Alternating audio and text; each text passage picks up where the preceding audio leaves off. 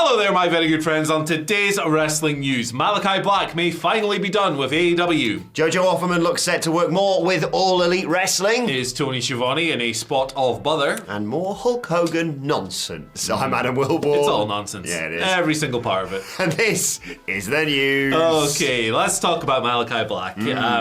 This is a gentleman whose future in wrestling seems to come up into question like once every 6 months. Yes. Whether it's a report stating that he's maybe on the way out or go back to WWE or whatever, or just, people reading too much into his post-match antics. Yes. And then the cycle is that thing drops, then Malakai comes out a day or so later and goes, stop it. I'm going nowhere. So that may yet happen with this one. We'll see. We'll see how that goes. But this is probably the strongest report we've had so far, and it comes from Fightful Select.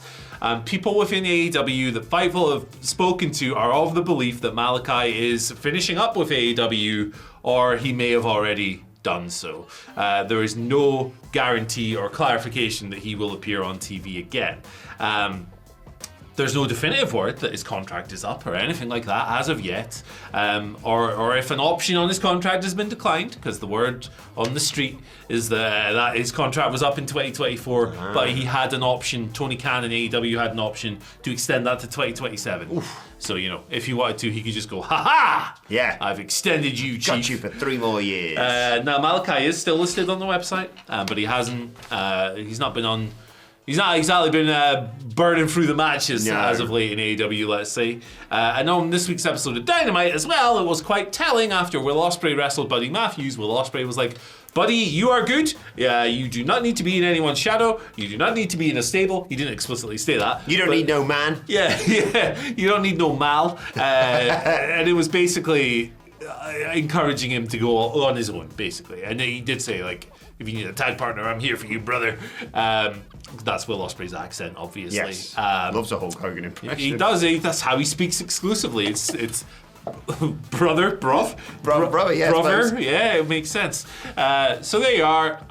As always, you do have to kind of take these ones with a pinch of whatever salt, Himalayan salt. Let's go for nice that. Bit of pink salt. Yeah, a little bit of pink. You have to take it with a pinch of Himalayan salt because there's every chance that Malakai will show up on socials tomorrow, and if it's wrong, he will rightly go, nope. Yeah. So I always think you have to be a bit careful what you're saying when it comes to Malakai in particular, because he, his future has been brought into question so many times, and they've just been proven not true. I would never doubt the reporting of Fightful. I think that they're the best in the business. Yeah. So we'll just see how it pans out. But yeah, he's booked for an indie show on the 11th, which is this weekend. I believe he's already had one match this year. He's actually wrestling the head trainer of his gym this weekend, which is interesting. But yeah, there you go. Malakai, maybe done, maybe not. Yeah, like you say, we've talked about this a lot. I particularly remember the one, like you say, when he was like, bye everybody, and everyone's like, see you later. And he's like, no, I'm not going anywhere. Yeah. Just saying bye for now. I was just doing a cool finish. Yeah. Yeah, it's always felt in the latter years of his time with AEW like he's had one foot out the door almost, because it's understandable people will be like, well, Triple H is in charge of WWE and he was a big Malakai Black guy, and Aleister Black, and they clearly had a good relationship, so there's potential there. Or he could just want to go and do something else, as people are allowed to do. But yeah, this seems like another big indication that he could be finished up, especially with that report. Yeah. I don't see, and this is nothing on Malakai Black, I think on both parties, I don't see a justification for them to take that option on the 3 years. Yeah, this is it. Like, if he knows what he wants. Yeah. If he wants to be there, sure, take the option. But if he doesn't, don't. Like, I'm a big advocate in not holding people to contracts they don't want to have. And yeah, look, these people sign these contracts, but, times change, situations change. He's been with the company for several years. It's perfectly reasonable for someone over the course of 3 or 4 years to sign a deal they thought was a great idea at the time, and then maybe a couple of years later go, actually, not so keen on this now. Yeah. You can change your mind. It's totally fine. I'm a Malakai Black fan. I'm a House of Black fan. I love the whole movement. So I would be a bit bittersweet seeing him go, but at the end of the day, if he wants to go and do something else, more power to him. Yeah, he's not going to be short of offers, is he? I think you're right. I think the parties will have got their heads together and go, do we want to do this? Yeah. Do you want to do this? Do I want to do this? What have we got? What would we do in the next few years if we did take this option? and maybe Malakai has said, actually, I fancy trying something else, whether that be WWE or New Japan or TNA or just indie dates, like you say. Yeah. Who knows? But very interested to see how this one develops because, I just like seeing Malakai Black in a wrestling ring. And he's had significant injury problems over the years with his back and stuff. And if I look at the House of Black, I think, well, Julia will be fine, Brody will be extra fine, and Buddy will be fine as well. That performance last night will be absolutely fine. Yeah, exactly. So I think this will work out for everyone, whatever the conclusion is. But someone who could be taking Malakai Black's spot, sort of, is JoJo Offerman. Not really, because she's more of a ringer. I know she's been on Total Divas, she's been a singer, she's trained as a wrestler. She's taken up Taekwondo, and she's going to be a badass in-ring kickboxer, just like Malakai. But she's mainly known, I think it's fair to say, for her ring announcing, of course, and she's already appeared in AEW, sort of. She did some announcing for dark matches ahead of an AEW collision at the start of this year. Another report from Fightful this saying that who they spoke to in AEW said she's expected to do more with the company, which is good news. No specific role defined yet, no time frame either, but obviously she is well known for her time with WWE, which she quietly left, understandably, in 2021. But it seems like she potentially might want to get back into ring announcing. I thought she was great at it when she did it. Obviously, it's been an awful few years for her. So all the best for her. And if she wants to get back in between the ropes announcing or doing whatever, best of luck to her. Yeah, definitely. I was very pleased to see those photos of her doing a bit of ring announcing before the tapings. It's so funny. We say at the beginning of the year, it's like 3 days ago. Yeah. It's like, what date even is it? So much has already happened this year, though, hasn't it? This week, let alone. Yeah. So I was very happy to see her back because she's lived through hell these past couple of years with the passing, obviously, of Bray Wyatt. And she has children, and I'm sure it's been an extremely difficult period for her. I always thought she was a good ring announcer. And if she feels like she wants to re-enter the wrestling business, which she's been out of for a while, more power to her. Yeah, why not? Sure. I just find it weird when people would comment on her, having fun on social media. It's like, God, give us something, please. Yeah, some people posted some really ghoulish things about. I mean, they do this. People do this all the time. It's really unfortunate that people can't grieve without someone jumping down their throat. I mean, some of this stuff like Amanda Huber gets sent. Oh God, repulsive. But if JoJo's coming back into wrestling, hell yeah, let's go. Why not? I'm all for a bit of mixing it up in the ring announcer stakes as well. Justin Roberts has been the established voice of AEW for ages, and Dasha is there as well, and she's really good too. But just mix it up, man. And she does backstage interviews as well. Let's not forget. So you can mix that up with Renee and things like that backstage. So best of luck to her. Why the hell not? I'm in favour of this. Good stuff. We are pro JoJo on this channel. I'll tell you who we are also pro. Tony Schiavone. Oh, wow. Well, not in an objective sense, but so... Oh, he's a little scamp sometimes, isn't he? Yeah, he's maybe gotten himself in a bit of bother here. Look, this is 100% just us putting two and two together to get a 5. But Tony Schiavone wasn't on Dynamite last night. What assignment are you doing, Tony? Tony is away on assignment this week. Looking forward to seeing that documentary, I assume. Is he doing lines in detention, writing down? Maybe he just was like, I want to go back to the coffee shop for a bit. I want to start the year off right. No, he's in detention, writing down, I will not insult Chris Charlton lines 100 times. Right, so the situation Bryan Danielson saw that tweet and was like, let's go. Back in the game, baby. So the situation here is we haven't talked about it on this show yet, but it was Chris Charlton, who's the English language analyst, color commentator guy. His role in New Japan on the English language commentary alongside Walker Stewart is to fill people in on wrestling history and add context and all that kind of stuff. He's a very analytical guy. He wrote a book on the history of New Japan Pro Wrestling, and he's a very knowledgeable dude. He adds a bit of extra flavour on that, but he's not like a heel announcer. No. He's not like Don Callis, no. right? Or like Michael Cole years ago. But he went a bit wild. Sorry, having the right, Chris. He went a bit wild during Wrestle Dynasty this weekend, which of course was AEW wrestlers and New Japan wrestlers. Got a bit excited, shall we say, especially during Kenny and Gabe. We were all excited for Kenny Omega and Gabe. Yeah, but he called Tony Khan a money mark. I think he said there's no good billionaires, something along, which is I mean, True. Yeah, but at the same time, Don't say it. when the billionaire is partly responsible for your show, that's quite tricky. The result of this was that he got suspended by New Japan for 2 months, right? And there was talk that he might actually have been fired because he upset that many people. It was actually quite funny on the New Year Dash show the next day. Like people like El Phantasmo were jumping on commentary and going, where's Chris? Like taking the piss. With it, weren't they? Yeah, they were having a bit of a laugh with it. Shortly after this, Tony Tony, what are you doing? tweeted, and he deleted this very quickly. Oh, good. That means there's no evidence. Yeah, it's gone. Hey, Reason JP, that's Chris's tag. Speaking for all of us in AEW, GFY, and speaking for all of us who have been around you, take a shower once in a while. And then on Last Night's Dynamite, Tony Schiavone is on assignment, and Ian Riccoboni is doing the commentary and does an in-ring interview as well.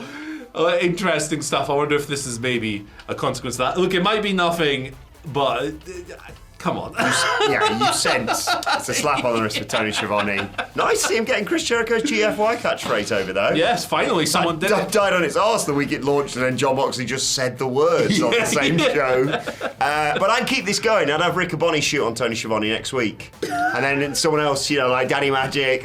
Just a constant rotation of people burying each other on Twitter. Is this build into Tony Schiavone versus Chris Charlton at Forbidden Door? Oh, I tell you what. I thought you were going to say Big Boom AJ for a second. I got really excited. What's going on? Yeah, crazy. Yeah, crazy look, stuff. it's ill-advised, that tweet, I think it's fair to say. But it was funny. It is funny. I laughed when I saw it. Yeah, it was funny. And also, when I was watching Wrestle Dynasty, I watched with the English commentary.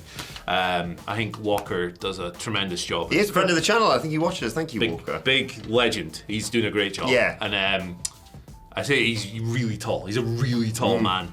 And he's great at his job. And I'm a big fan of Chris Charlton, what he brings in terms of context as well. I think he's great too. But I was watching it and I was like, what the heck is going on with... Why is Chris so spicy here? What's going on? What's going on? And I think... I know, customs are different. We live in the UK. This is a Japanese company. So, I don't want to be too judgmental of their practices or anything like that. It seems a bit much. Yeah. 2 month suspension. It seems a little bit much. Just say, maybe don't say that next time and we'll take you off New Year's Dash, like you say. A bit silly. But also...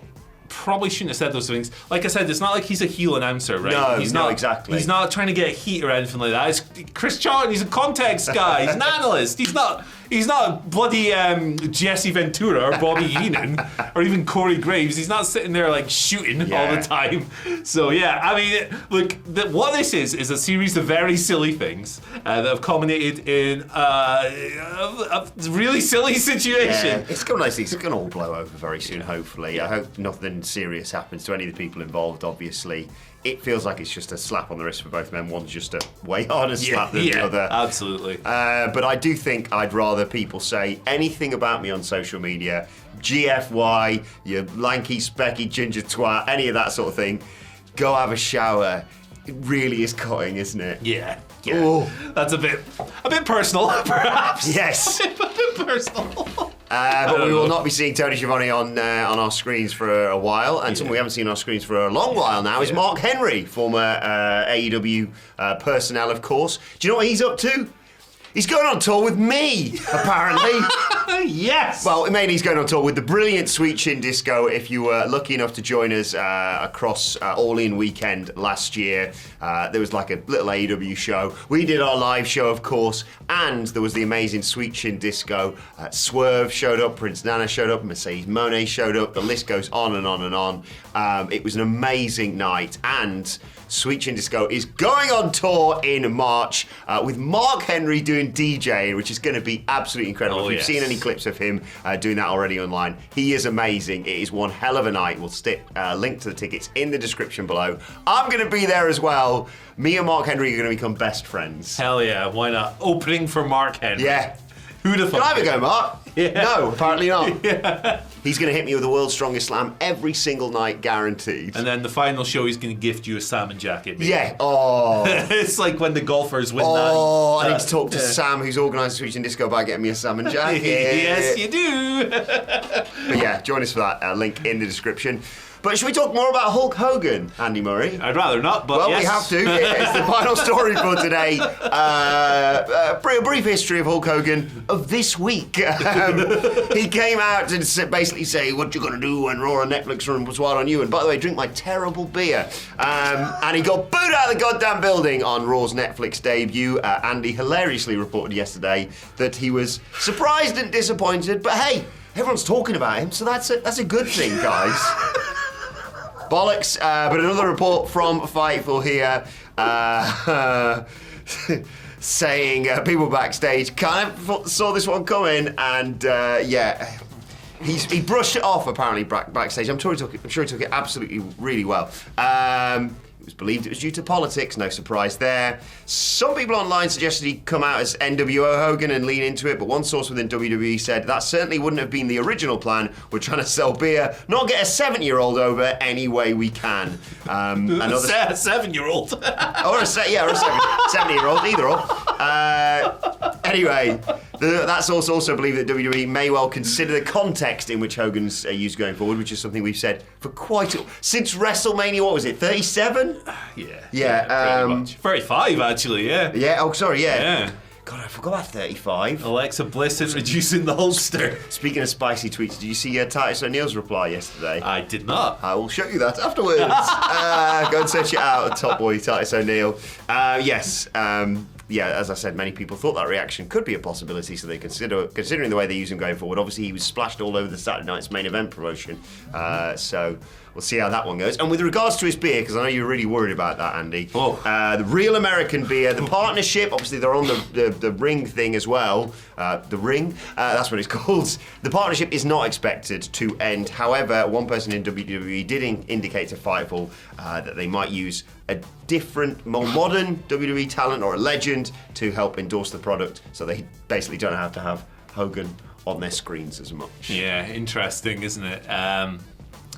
Who could have seen this coming? I mean, come on. Who in the world could possibly have seen Hulk Hogan getting booed? Everybody. In the city of Los Angeles. The political stuff, I mean, The Undertaker literally had Trump on his podcast, didn't he? So Ibu said this, he said something like, it's not just political. Yeah, maybe that contributed to it, but I think maybe the fact that he used the M-word on a sex tape probably had a bit more to do with it. A bit of history there, I think. Yeah. And like we said yesterday, there's a lot of new fans in this WWE audience, younger fans, and they won't know Hulk Hogan as this childhood hero of theirs. They will know him as the guy who was racist on the sex tape. Yeah. So like the other stuff doesn't mean anything to them, and they're immediately going to go no to Do you know this what I guy. think they should do? I think they should get Hulk Hogan back on Raw next week, right? Don't have him come out or anything, or if you want, do it again, funny. But bit of cross promotion, just advertise a little Gorka documentary. Why not? Why not? Everyone wins. Not Hulk Hogan, which is a good thing. Yeah, but he gets to absolutely. promote his awful beer. I mean, with that, well, it's probably bad. I don't like light beer anyway, but like No, I'm more of a stout man myself. 12% stout. I cannot handle it. I'm a prime man, that's what I am.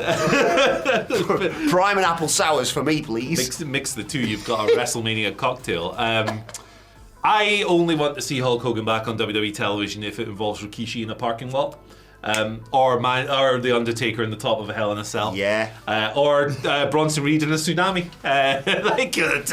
Ric Flair, Hulk Hogan, Bronson Reed's coming for everyone in He's 2025. taking them all out. All you old geezers, watch out. Yeah, I mean, it's been a really fun time covering this nonsense this week, and Hulk Hogan is a tit. Here's hoping this is the last time we mention Hulk Hogan in 2025. Oh, goody. But no doubt we'll be back with more tomorrow on this. Yeah, more Real American news tomorrow. Here's another video if you want to watch it. You will enjoy it. Enjoy. Yeah. Bye. See you later.